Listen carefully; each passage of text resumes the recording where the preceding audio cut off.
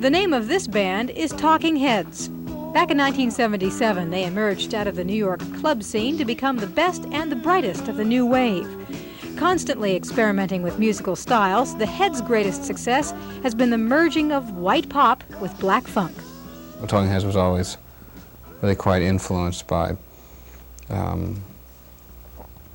well, I don't know, at that time, what they were called soul recordings at that time. And, I mean, just like the fact that we did Take Me to the River was sort of pointing a finger at where a lot of what we were coming from was.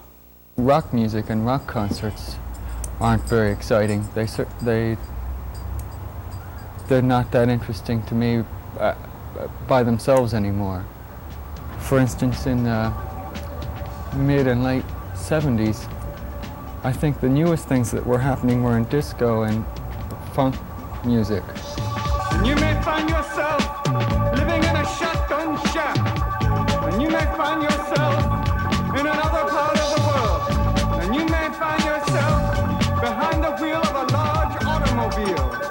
And you may find yourself in a beautiful house with a beautiful wife. And you may ask yourself, well, how did I get here? Letting the days go by, let the water hold me down. Letting the days go by, water flowing underground into the blue again. After the money's gone, once in a lifetime, water flowing underground. And you may ask To bring this sound to the stage, the Heads recruited members of Parliament Funkadelic and guitarist Adrian Belew.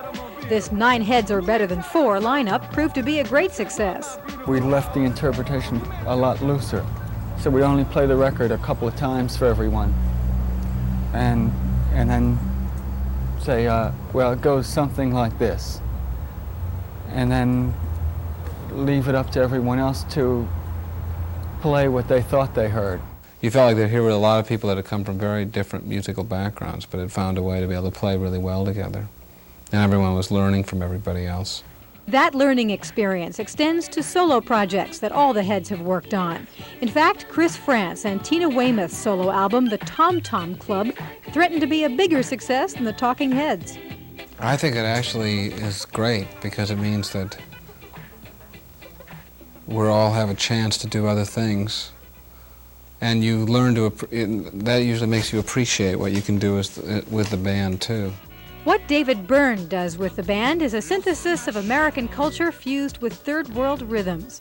His lyrical influences range from evangelism to suburbia, not your standard rock and roll fare. I'm not ignorant of what I'm doing, but I'm sometimes ignorant of exactly what I'm doing. You have to look at it in terms of this little pieces of music, its position in the society at large and in the whole culture. And that tells you really what the song's about.